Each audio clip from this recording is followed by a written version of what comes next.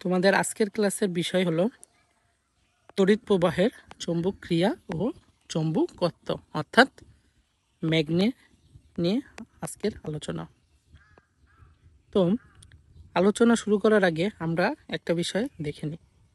Medical প্রস্তুতির জন্য physics আসলে আমাদের কিভাবে পড়া উচিত। মেডিকেলের ভর্তি পরীক্ষার জন্য ফিজিক্সের কখনোই সম্পূর্ণ বই পড়তে হবে না এবং ইসাক স্যারের বাইরে কোনো বই পড়ার প্রয়োজন নেই। তো আমরা ফিজিক্সটা আসলে পড়বো কিভাবে পড়লে আমরা 20-এ 20 পাবো। আমি নিজেও 20-এ 19টা করে আসছিলাম, একটা শুধু অ্যান্সার করা হয় নাই। তো পড়ার স্ট্র্যাটেজিটা আমি তোমাদের বলে দিই। প্রথমে ইসাক স্যারের দাগানো বই, শুধু দাগানো লাইনই পড়বে, দাগানো লাইনের বাইরে কোনো কিছু পড়ার দরকার নেই। দ্বিতীয় কি, দেখবা প্রত্যেকটা অধ্যায়ের শেষে সারসংক্ষেপ আছে, সেই সারসংক্ষেপগুলো মার্ক করে পড়ে নেবে। তৃতীয় কি, প্রত্যেকটা অধ্যায় পড়া শেষে বহু নির্বাচনী ব্যতীত অনুশীলনের যে এমসিকিউগুলো আছে সেগুলো বুঝে সলভ করবে। কার কার অনুশীলনী সলভ করবে? ইসাক স্যার এবং তপন স্যার। এখন ভাইয়া, ইসাক স্যার আর তপন স্যার মিলে তো একটা অধ্যায়ের প্রায় 300-400 করে এমসিকিউ, তাইলে কি ভাববো?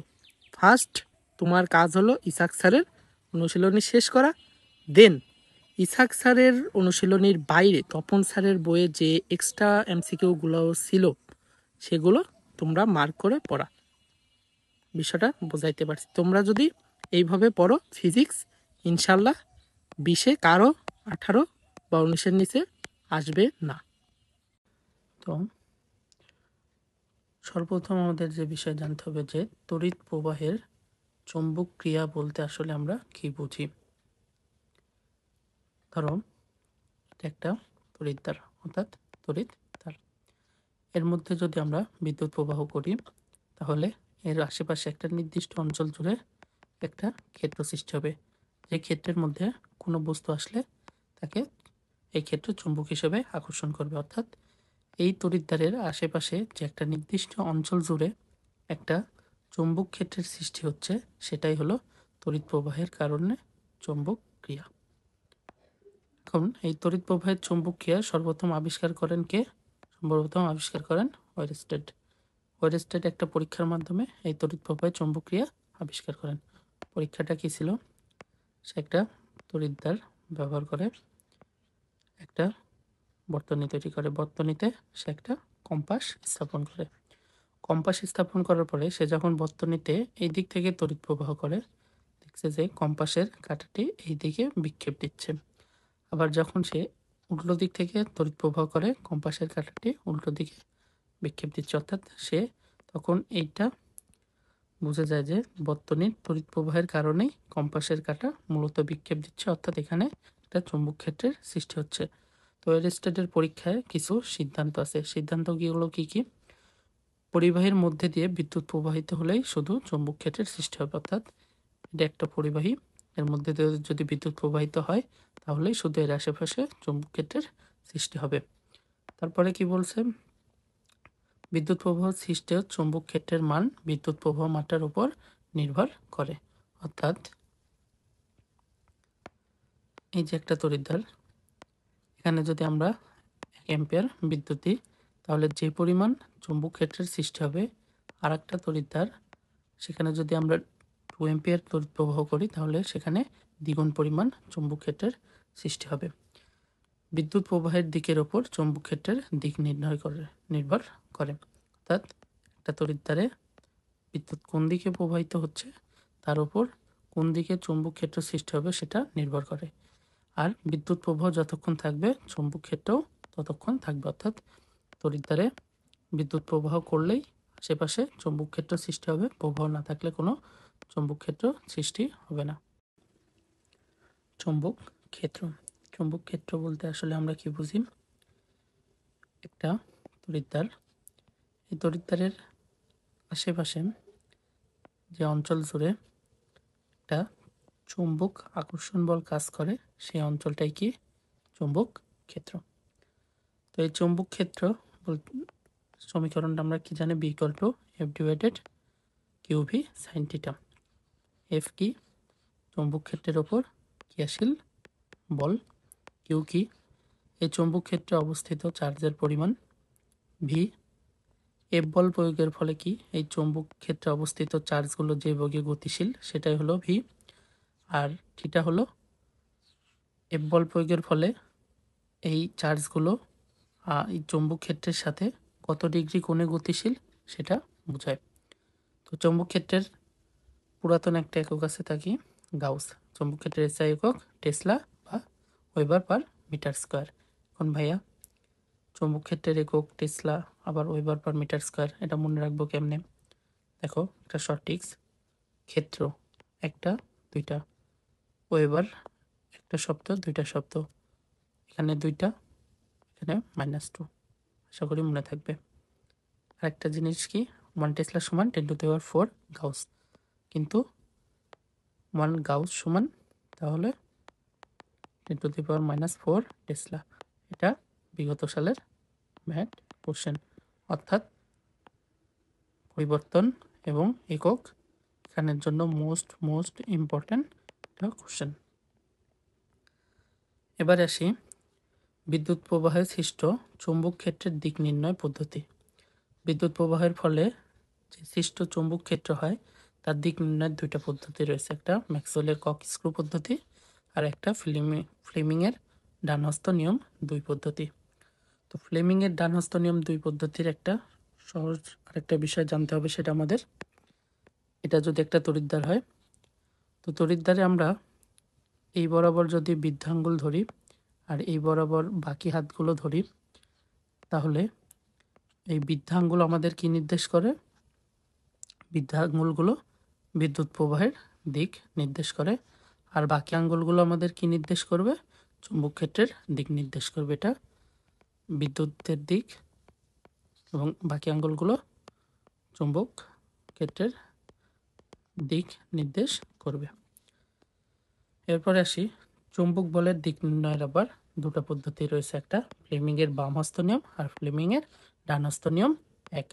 এখন এখানে একটা জিনিস অবশ্যই মনে রাখতে হবে, চৌম্বক বলের দিক নির্ণয়ের ক্ষেত্রে ফ্লেমিংয়ের ডানহস্ত নিয়ম 1 ব্যবহার হয়েছে না 2 ব্যবহার হয়েছে, এবং বিদ্যুৎ প্রবাহের সৃষ্ট চৌম্বক ক্ষেত্র নির্ণয়ের দিক নির্ণয়ে নিয়ম 1 ব্যবহার হয়েছে না 2 ব্যবহার হয়েছে, অবশ্যই এই জিনিস মাথায় রাখতে হবে। চৌম্বক ফ্লাক্স, চৌম্বক ফ্লাক্সটা কি, ধরি এটা একটা চৌম্বক তল, তো এই তলের ভিতর দিয়ে অনেকগুলো চৌম্বক ক্ষেত্ররেখা অতিক্রম করে। তো কোনো চৌম্বক তলের মধ্য দিয়ে যে চৌম্বক ক্ষেত্র রেখাগুলো অতিক্রম করছে, তখন এই পুরো অংশটাকে আমরা কি বলবো, চৌম্বক ফ্লাক্স। চৌম্বক ফ্লাক্সকে আমরা কি দ্বারা প্রকাশ করি, মিউ দ্বারা প্রকাশ করি। চৌম্বক ফ্লাক্স ইকুয়াল টু কি, mu equal to B A. B কি, চৌম্বক ক্ষেত্রের মান, এই যে আমাদের চৌম্বক ক্ষেত্র তার মান, এ হলো চৌম্বক ক্ষেত্রের তলের মান। তো চৌম্বক ফ্লাক্সের একক কি, ওয়েবার টেসলা মিটার স্কোয়ার বা নিউটন মিটার পার অ্যাম্পিয়ার। চৌম্বক ফ্লাক্সের একক ওয়েবার বা tesla, metre square, newton metre per ampere. এবার আসি চৌম্বক ফ্লাক্স ঘনত্ব। তো আমরা দেখছি কি, যে এটা একটা চৌম্বক ক্ষেত্র, এর মধ্যে দিয়ে যতগুলো চৌম্বক ক্ষেত্র রেখা অতিক্রম করে, তখন এই অংশটাকে আমরা কি বলি, চৌম্বক ফ্লাক্স। এখন চৌম্বক ফ্লাক্স ঘনত্ব কি, এই যে আমরা যে নির্দিষ্ট একটা ক্ষেত্রের মধ্যে দিয়ে যে কি পরিমাণ চৌম্বক ক্ষেত্ররেখা অতিক্রম করছে সেটাই কি ঘনত্ব না? এখানে যদি আমরা বেশি ক্ষেত্ররেখা অতিক্রম করে তাহলে ঘনত্ব বৃদ্ধি পাবে, ক্ষেত্ররেখা যদি কম অতিক্রম করে এই চৌম্বক ক্ষেত্রের মধ্যে দিয়ে তাহলে কি ঘনত্ব কম হবে। তো এই যে চৌম্বক ক্ষেত্রের মধ্যে দিয়ে কি পরিমাণ আমাদের চৌম্বক রেখাগুলো অতিক্রম করছে, কি পরিমাণ রেখা চৌম্বক ক্ষেত্রের মধ্যে অতিক্রম করছে, কম না বেশি, সেটাই কি আমাদের চৌম্বক ফ্লাক্স ঘনত্ব। তো চৌম্বক ফ্লাক্স ঘনত্ব আমরা কি জানি, চৌম্বক ফ্লাক্স ঘনত্বকে কি দ্বারা প্রকাশ করি, বি দ্বারা প্রকাশ করি। তো এটা কি, মিউ ডিভাইডেড এ। আমরা আগের সূত্রে দেখে আসছি কি, মিউ সমান কি চুম্বক ফ্লাক্স। তাহলে মিউ এর মান আমরা কি জানি, B equal to A, mu equal to B divided B equal to A. তো এখানে আমরা চুম্বক ফ্লাক্স ঘনত্বের একক কি, weber per metre square, weber per metre square. আমরা জানি চুম্বক ফ্লাক্সের কি একক, মিউ কি চুম্বক ফ্লাক্স, মিউ এর একক কি ওয়েবার, আর এ কি প্রতি একক ক্ষেত্রফলের মধ্যে দিয়ে কি পরিমাণ ফ্লাক্স তড়িৎ বলরেখাগুলো অতিক্রম করছে ফ্লাক্সে, তাহলে ক্ষেত্রফলের একক মিটার স্কোয়ার। তাহলে আমরা চুম্বক ফ্লাক্স ঘনত্বের একক কি ওয়েবার পার মিটার স্কোয়ার, আর একটা একক কি newton per ampere per metre.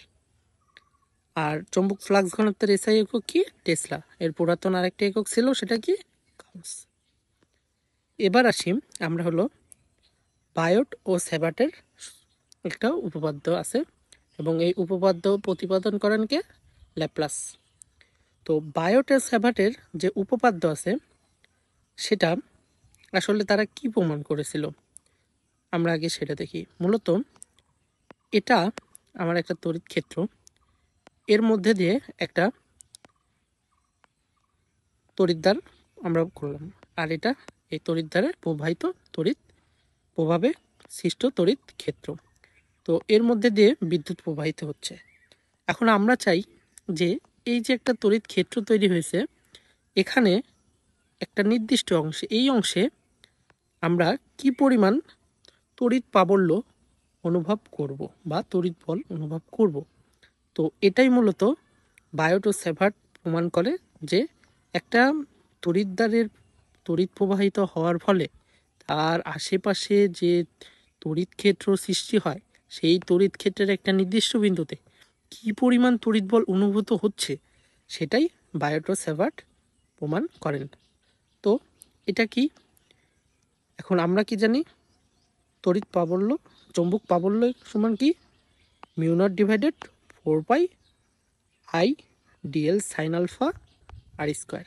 এটা মানে কি বোঝাইছে, আমরা বিষয়টা আবার দেখি।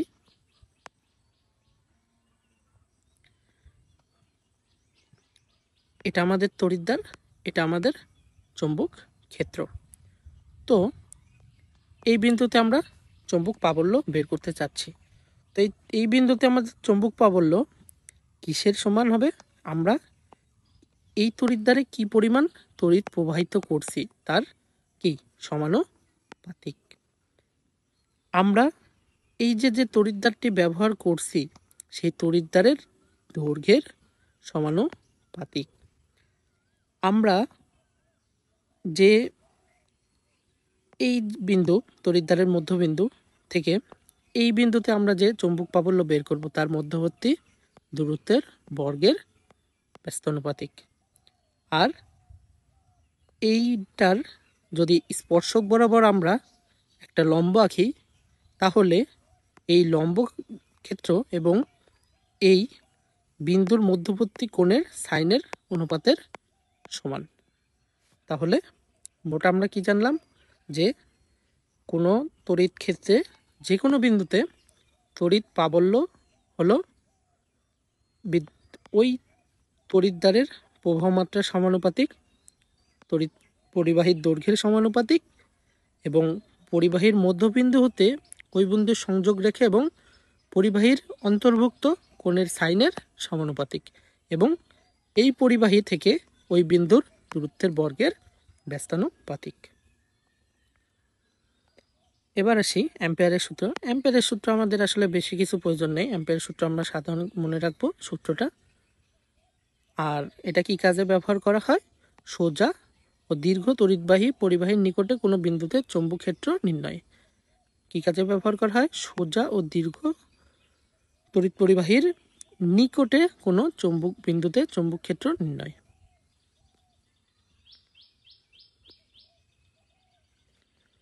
এবার আসি চৌম্বক ক্ষেত্রে গতিশীল আধানের উপর বল। এটা আমরা একটা চৌম্বক ক্ষেত্র। তো এই চৌম্বক ক্ষেত্রের ওপর আমরা যখন এফ পরিমাণ একটা বল প্রয়োগ করব, তখন এই চৌম্বক ক্ষেত্রের মধ্যে অবস্থিত আধানগুলো একটা নির্দিষ্ট বেগে ছুটাছুটি করবে। তো এই যে আমরা যে পরিমাণ বল প্রয়োগ করছি, তো এই বলের পরিমাণটা আসলে কি? চৌম্বক ক্ষেত্রে যে নির্দিষ্ট এই পরিমাণ বল প্রয়োগ করলাম, এই নির্দিষ্ট বলের পরিমাণটা আসলে কি? সেই বলের মানটা কি? চার্জের পরিমাণের সমানুপাতিক। অর্থাৎ আমাদের এই চৌম্বক ক্ষেত্রে কি পরিমাণ চার্জ আছে তার পরিমাণের সমানুপাতিক, চার্জের বেগের সমানুপাতিক। অর্থাৎ এফ বল প্রয়োগের ফলে আমরা চার্জগুলো কি বেগে এদিকে ওদিকে ছোটাছুটি করছে তার কি সমানুপাতিক, এবং এই চৌম্বক ক্ষেত্রের মানের সমানুপাতিক। অর্থাৎ আমাদের এই টোটাল চৌম্বক যে একটা ক্ষেত্র আছে এই ক্ষেত্রের মানের সমানুপাতিক, এবং মধ্যবর্তী কোণের সাইনের সমানুপাতিক। অর্থাৎ আমরা যদি এফ বল প্রয়োগ করি তার ফলে কি চার্জিত কণাগুলো চৌম্বক ক্ষেত্রের সাথে একটা নির্দিষ্ট অ্যাঙ্গেলে দৌড়াদৌড়ি করছে। অর্থাৎ এই চার্জটা এটা একটা চৌম্বক ক্ষেত্রের সাথে 45 ডিগ্রি বা 30 ডিগ্রি বা 25 ডিগ্রি যে কোনো একটা নির্দিষ্ট কোণে দৌড়াদৌড়ি করছে। অর্থাৎ এই যে কোণের মানটা সেই কোণের মানই সাইনের সমানুপাতিক। অর্থাৎ চৌম্বক ক্ষেত্রে কোনো আধানের ওপর বল প্রয়োগ করলে আমরা কি জানবো? সেই বলের মান হবে সেই চৌম্বক ক্ষেত্রের চার্জের সমানুপাতিক, চৌম্বক ক্ষেত্রে কি বেগে গতিশীল তার সমানুপাতিক, এবং চৌম্বক ক্ষেত্রের মানের সমানুপাতিক, এবং চৌম্বক ক্ষেত্রের চার্জটি চৌম্বক ক্ষেত্রের সাথে কত ডিগ্রি কোণে গতিশীল তার সাইনের কোণের সমানুপাতিক। এবার আসি চৌম্বক ক্ষেত্রে স্থাপিত বিদ্যুৎবাহী তারের ওপর চৌম্বক বল। অর্থাৎ এটা আমাদের একটা চৌম্বক ক্ষেত্র, এখানে আমরা একটা বিদ্যুৎবাহী তার স্থাপন করেছি। তো আমরা কি জানবো এবার?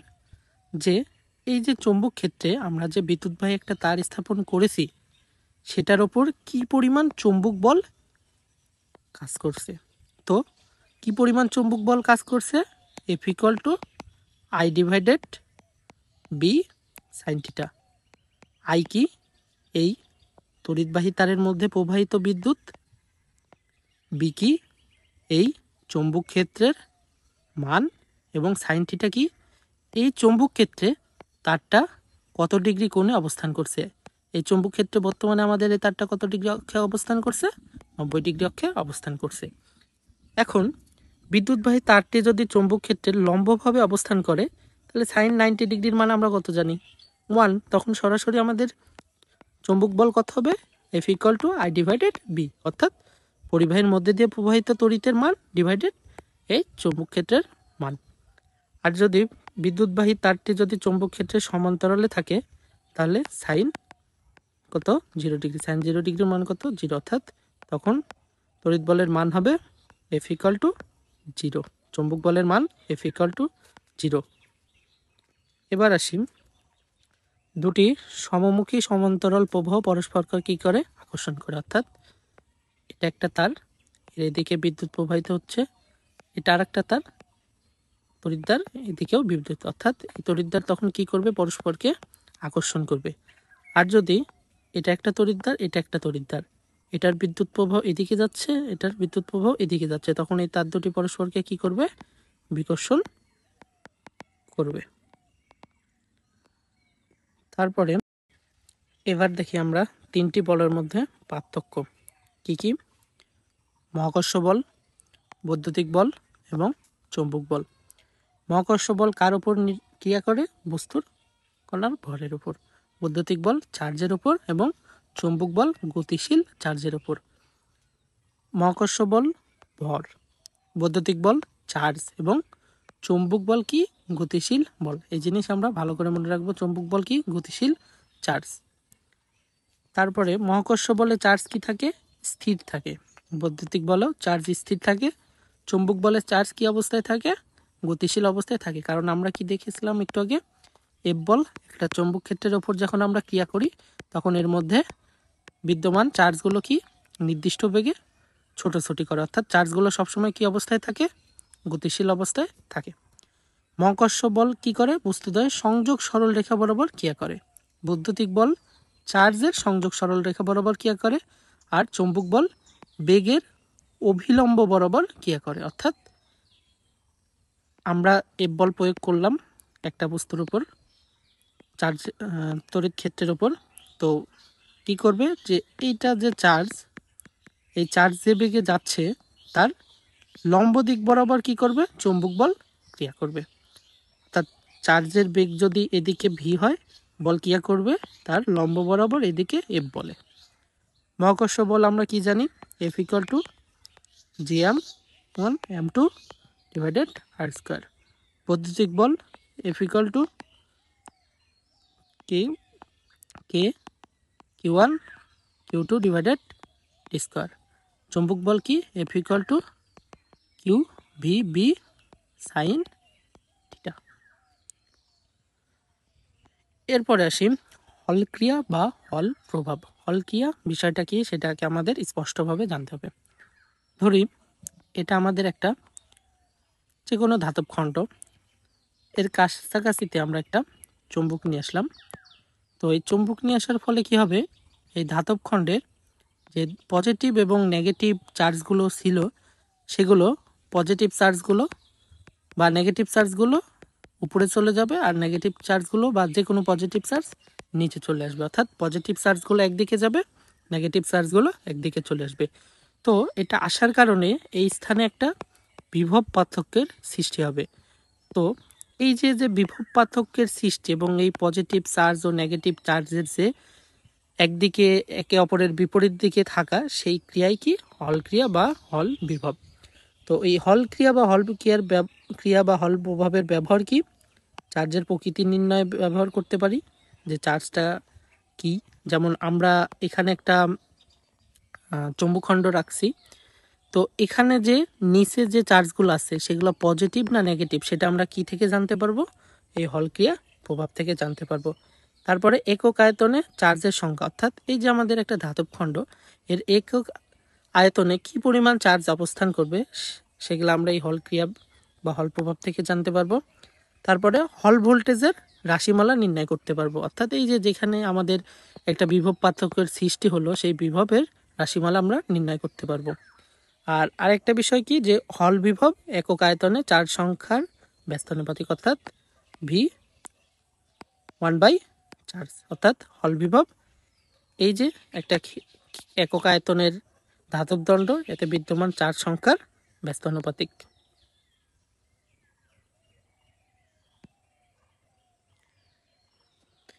এবার আসি আমরা চৌম্বক ক্ষেত্র। চৌম্বক ক্ষেত্র কি, চৌম্বক দৈর্ঘ্য ও জ্যামিতিক দৈর্ঘ্যের অনুপাত। তো প্রথমে আমরা দেখি এটা আমাদের একটা চৌম্বক। তো চৌম্বক দৈর্ঘ্যটা আসলে কি, আমাদের জানি যে চৌম্বকের দুইটা মেরু, একটা হলো নর্থ আর একটা সাউথ। তো চৌম্বক দৈর্ঘ্য বিষয়টা হলো এই নর্থ মেরু থেকে সাউথ মেরুর যে দূরত্ব সেটা আমাদের কি চৌম্বক দৈর্ঘ্য।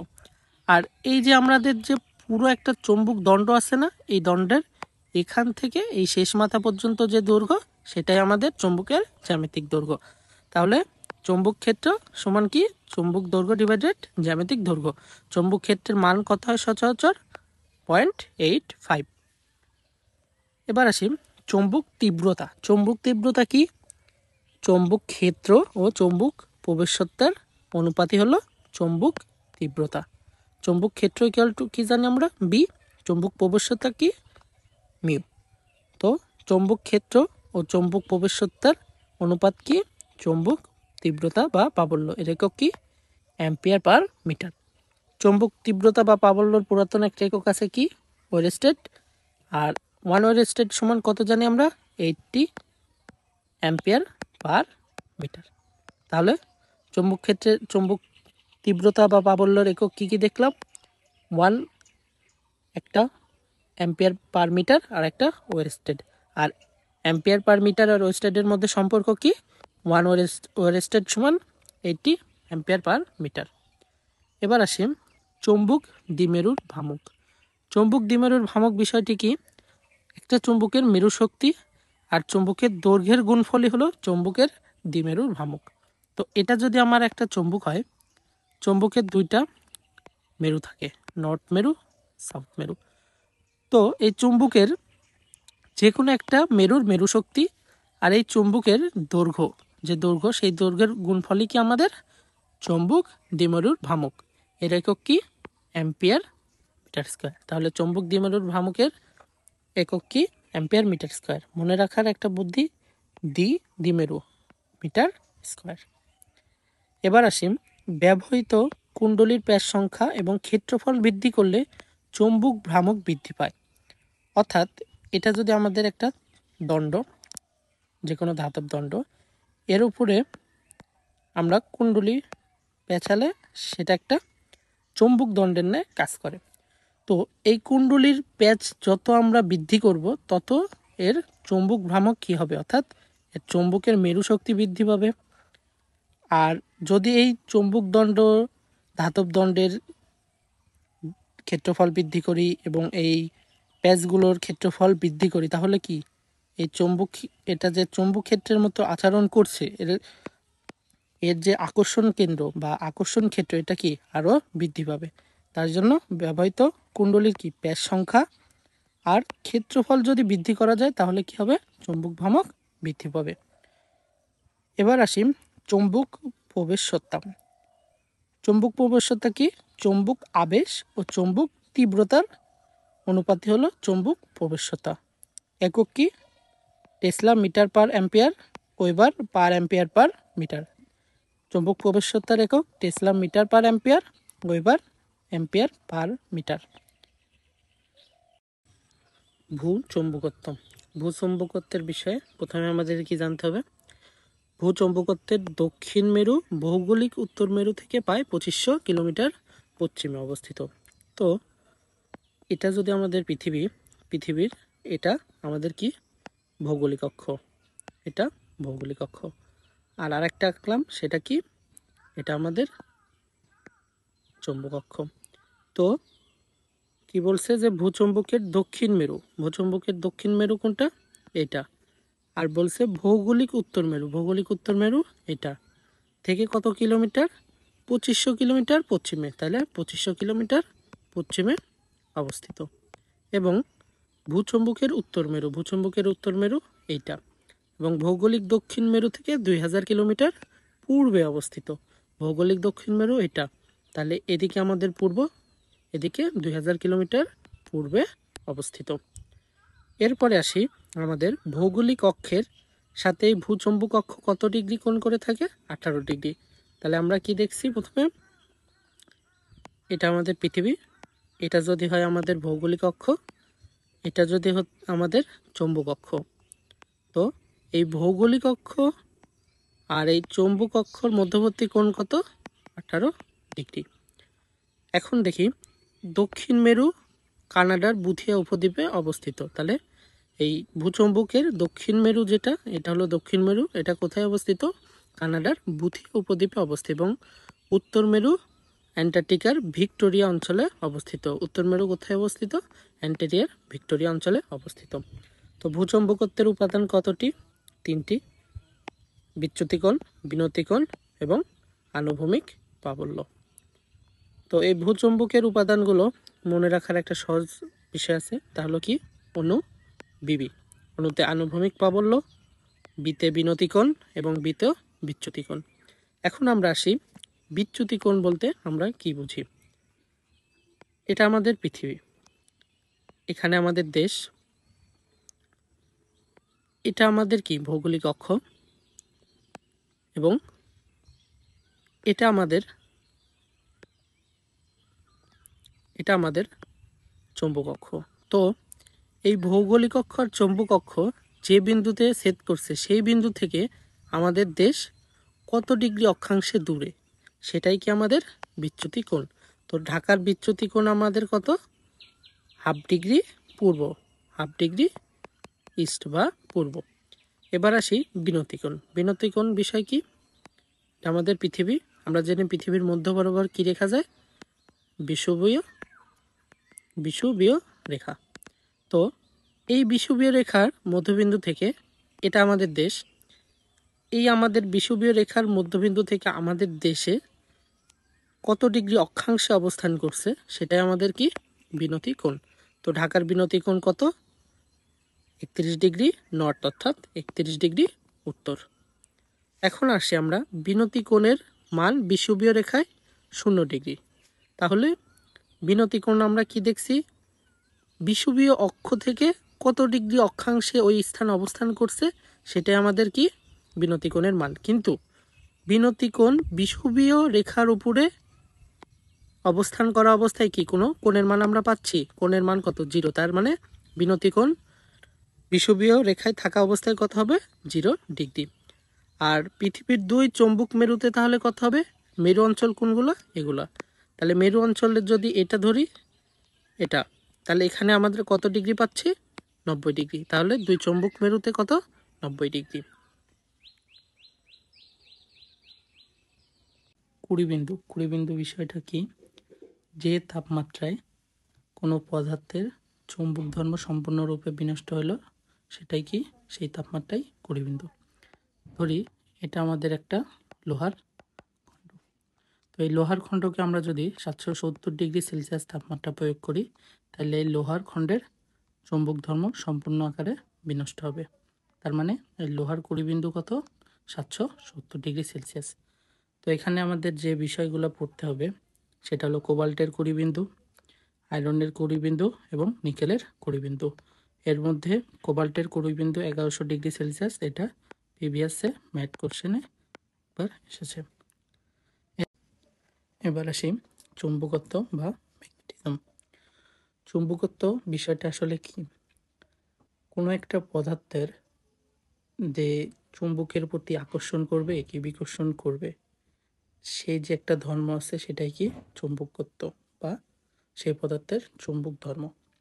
তো চুম্বকত্ব মূলত 3 ধরনের, প্যারাচুম্বক, ডায়াচুম্বক, ফেরোচুম্বক। এর মধ্যে প্যারাচুম্বক এবং ফেরোচুম্বকের একটা মিল রয়েছে এবং ডায়াচুম্বক সম্পূর্ণ বিপরীতধর্মী। প্যারাচুম্বক বিষয়টা কি, ধরি এটা আমাদের একটা সোডিয়াম, সোডিয়াম একটা প্যারাচুম্বক জাতীয় পদার্থ। এর কাছে যদি আমরা একটা চুম্বক দণ্ড নিয়ে আসি, তো এই সোডিয়াম ধাতুটি চুম্বক দণ্ডকে সামান্য পরিমাণে আকর্ষণ করবে এবং এই চুম্বক ধর্মের সংস্পর্শে থাকার কারণে সোডিয়ামটি সামান্য চুম্বকের মতো আচরণ করবে। এবার আসি ফেরোচুম্বক। এটা আমরা একটা লোহার খণ্ড, এর কাছে যদি আমরা একটা চুম্বক দণ্ড নিয়ে আসি, তো এই লোহার খণ্ডটি চুম্বক দণ্ডকে অনেক বেশি বলে আকর্ষণ করবে এবং এটি প্রায় একটা চুম্বককে পরিণত হওয়ার চেষ্টা করবে। তো এই শক্তিশালী চুম্বকত্ব লাভ করার জন্যই কি সে ফেরোচুম্বক জাতীয় পদার্থ। ডায়াচুম্বক জাতীয় পদার্থ কি, এটা আমাদের একটা কাঁচ, কাঁচের কাছে যদি আমরা একটা চুম্বক দণ্ড নিয়ে আসি, তো কাঁচ কিন্তু কখনোই চুম্বক দণ্ডকে আকর্ষণ করবে না, বরঞ্চ কাঁচ ও চুম্বক দণ্ডের মধ্যে এক ধরনের বিকর্ষণ বল কাজ করবে। তাই কাঁচ কি ডায়াচুম্বক জাতীয় পদার্থ। আমরা টোটাল 3 ধরনের চৌম্বক পদার্থ দেখে এসেছি প্রিভিয়াস স্লাইডে, প্যারাচুম্বক, ডায়াচুম্বক এবং ফেরোচুম্বক। তো এর মধ্যে আমাদের 3টা পদার্থের নামই পরীক্ষাতে আসে। তো ভাইয়া 3টা পদার্থের এতগুলো নাম কেমন মনে রাখবো, 3টাই কি মনে রাখতে হবে না, যে কোনো 2টা।